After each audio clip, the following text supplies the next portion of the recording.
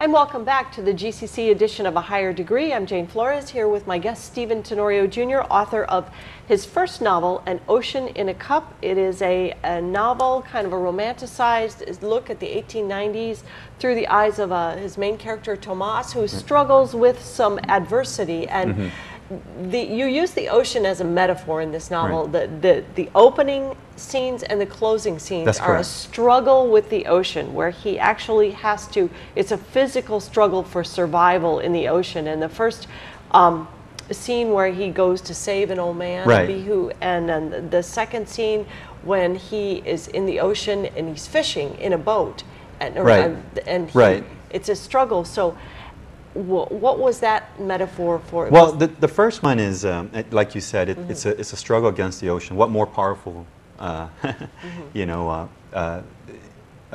there is nothing more powerful. And so he's out there and he struggles. He saves an old man, but this just kind of sets the tone for the type of person he is. He is that type of individual to go out to the ocean to save somebody.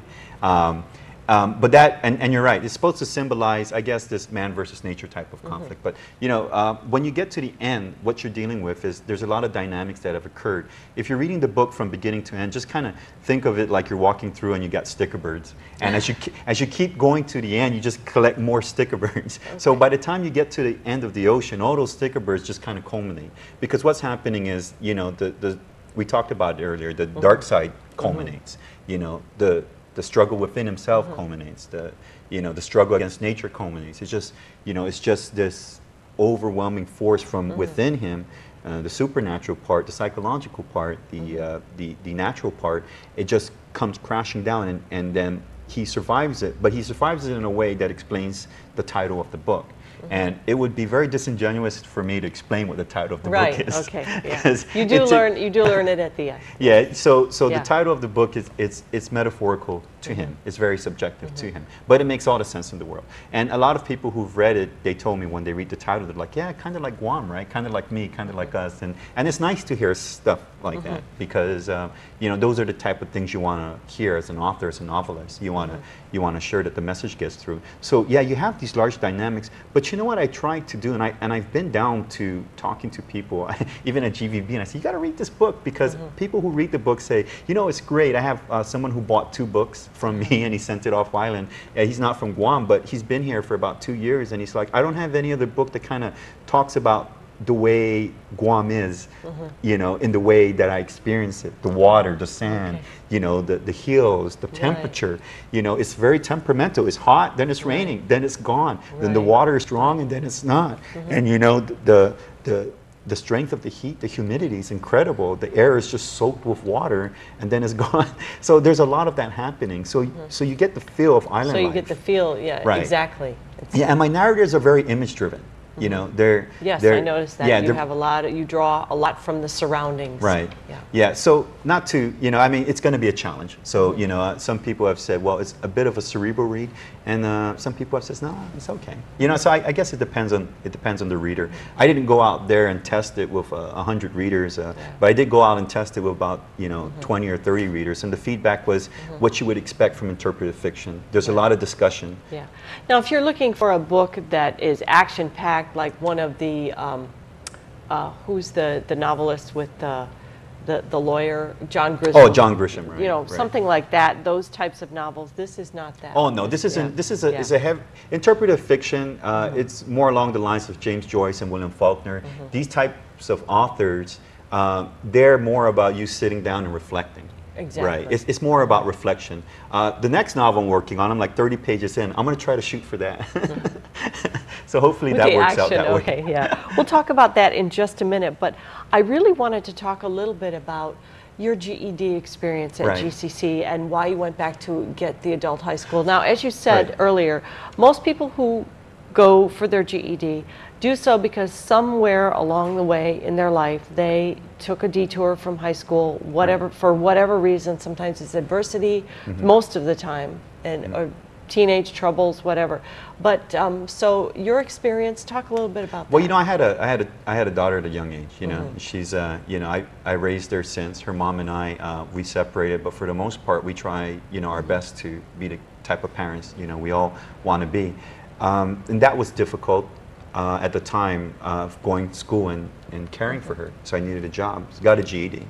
But then I was a substitute teacher for a while, and I started to enroll into college. And then I would be talking to all these students, telling them, you know, education is important. And I just kind of felt it was something I needed to do. So I took time out from college and actually went back and got an adult high school diploma. Even though you had a GED? I mean, some of the concerts were like, you know, that's kind of, why are you doing that? It's kind of crazy. I said, you know, at the end of the day, really, it meant a lot to me. And, you know, it's true. So it was just a personal thing Oh, from gosh. And you yourself? know what? I have a master's degree and a law degree and a bachelor's degree.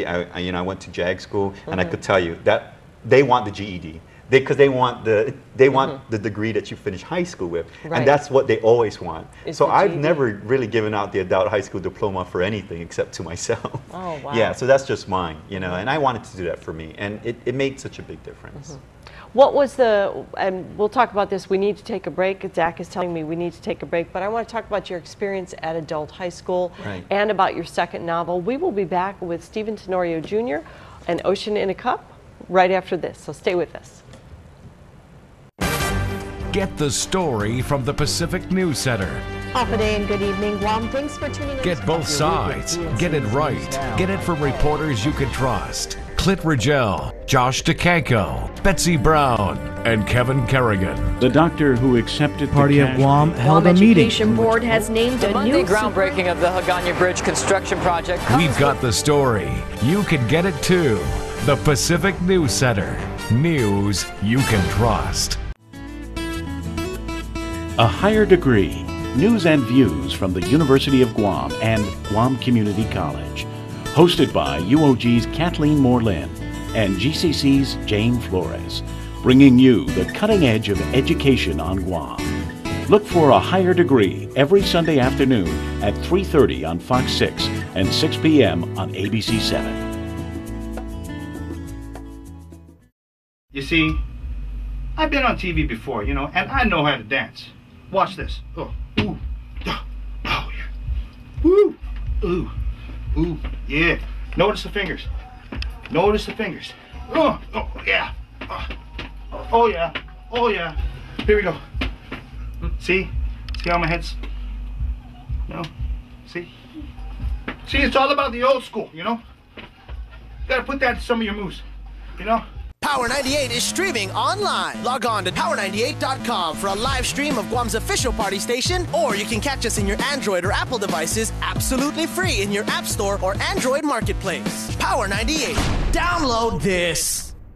And welcome back again to this edition of A Higher Degree, the GCC edition of A Higher Degree. Jayne Flores with Stephen Tenorio Jr., author of An Ocean in a Cup, and also a GCC GED and adult high school graduate. And as you just explained in the previous segment, you got your GED, and then you were teaching, and then you went back and got your adult high school diploma. Now, what the difference is, the GED, you just go and you take a test, and you pass the GED. Right. And in adult high school, how long did you have to take classes? I might be wrong, but I think it was 2 semesters. You know, maybe one more. I'm pretty sure I was almost there for a near year. It was so long ago. I think it was in '97. You know, it took a while, but it was great. I mean, there's some. It's not directly in the book, but there's just a lot of twists I have in there, and because there's a lot of twists that I saw. And there was one twist I always talk about in GCC, adult high school. You know, you get the opportunity to work and go to school with a whole array of people. This is true. Yeah. You know, I mean, they're from ages 18 to 40, right? Or and there's whatever. People yeah. I went to school with who were in Continental, you know, working Continental, and there were people I had worked with who were doing well in business, and then there's I'm not too sure if you guys have the release program with DOC for adult high school, but there was 1 or 2 people from DOC, or it may have been the halfway house, I'm not sure, but DOC was monitoring them when they came to class. And it was so interesting because when we talk about Shakespeare, the DOC inmates, when we talk about, you know, Hamlet or Henry V. You know, there's a lot of bravado. The violence. Yeah, right, a lot of bravado, a lot of discussion about justice and what's right or what's wrong, and the development of the character from, you know, as a warrior. Right. But then we talked about Romeo and Juliet. They're always quiet in the back. And I always tease them and they would laugh. I said, "Don't you have anything to say about Romeo and Juliet?" They'll start laughing. They go, "No, you can talk about it." So well, that's the one thing about adult high school is that when you go to adult high school classes, normally you're there. I mean, kids in high school are in high school because they have to be in high school. When you're in adult high school, you're in high school because you want to be there, because you know, you need to be there. Right. And so it's a little bit different flavor going on there within the classroom and within the reasons for people to be there, and so the interactions that happen. Right, and just in light of everything we said, just to kind of take this whole cosmos and tie it down to, you know, one small ball, is that, you know, when you go to the adult high school program, at least when I did it, and I opted to do it instead of just going straight to college with, which is what most people would have done, and a lot of people have done. I've met a lot of people with medical degrees and law degrees, even when I lived in Seattle. Had a GED. Had a GED, PhD. You know, I met a professor, he had 2 PhDs, you know, and he had a GED when I was in Seattle. And the one thing that you do have when you go to adult high school diploma program is, you know, you wear kind of this badge on you where you're doing it because in some ways it's the noble thing for you to do, because there's other options for you, but this is the path that you're going to take. You're going to spend that extra time as an adult. Now you have the liberties of the world of simply saying, no, I don't have to. You know, when people turn 18, you know, that's one of the liberties you have. Right. So one of those liberties include, hey, I'm going to get a GED and then I'm going to go to college or do what I want. To subject yourself to an adult high school program and then to go through that whole process, you know, it's really, it's something you have to internalize. So it's like, so again, you know, I mean, it just draws back to that pre-war generation concept, and my character is, you do the noble thing. That's the noble thing. Well, also the difference too is that as opposed to going in and taking a test, which is, you know, whatever there are 2 different ways to do this. If you need to take the test and get on, do it. But going through adult high school also puts you in the classroom setting with people who are there, who are more probably prone to discussion or prone to, you know, take part in the class, that type of thing. So you do get that classroom flavor with the adult high school. And, you know, and that's the other thing too, is when you're dealing with the adult high school student, at least again from my experience, and this was then, and it may be the same now, is that when they walk into the class, you know, they're walking in having come off 100 things they had to do within that day or week. You're an adult. You had to feed the kids. You had to go to work. You had to get everything ready. So you're right. It's a noble thing. So for them to, you know, go through that process again, and you know, and then even, you know, the tough part too is when you're going through this program, you know that you have other opportunities out there. You can simply say, well, I don't have to do this. I'm going to go and do that. What did your daughter think? Was she old enough to know that you were going through adult high school? Yeah, you know, no, she wasn't. At the time, she was probably about 4 or 5 years old. But, you know, she has a lot of friends too who've had it tough, and young parents. And I think what has happened is that in some ways she says, well, my dad did it, you know, you guys can do that. So, you know, if there's a couple of kids out there, you know, living outside, you know, on Guam or outside Guam, in Guam and outside Guam, it's great if they look at me and they say, well, you know what, if he did it, then I can do it. Because, you know, I mean, in this new world, right, a lot of the things people ask is, well, what's in it for me? Well, I think what's in it for me is that if more people do it, it just makes things easier for me, because these are the things I enjoy and the kind of things I want to promote and the kind of things I want to see out there. So if more people make those type of tough, noble decisions, then I think what's going to happen is you start developing a type of community that you want to live in.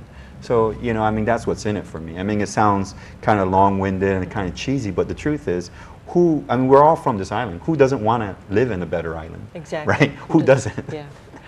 We are almost out of time, but quickly, your second novel, does it have a title? What's it about? Well, you know, real fast, yeah, I started it. I'm about 30 pages in.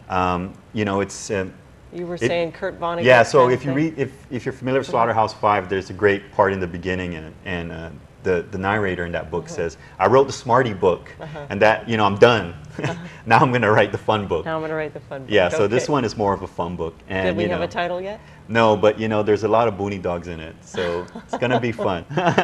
It's going to be fun. Okay, kind of a malfunction kind of book? Well, you know, You know, I can't help it. I try to have a little bit more fun, and then my sisters and my family and a friend of mine says, you know, I see what you're trying to do, but it's not you. And they're right. I rewrote it, so unfortunately it's going to have that elegance, you know, the sophistication. It has to be you. Yeah, it has to be me. So there's going to be that type of developmental writing where some people are going to say, oh, he did it again. Why couldn't he write it easier? We're almost out of time. Thank you so much for being here. Ocean in a Cup, Stephen's first book. We'll look for the second one. Congratulations, and it was great to have you on the show. All right, thank you very much. Take care. Have a good day, everybody. All right.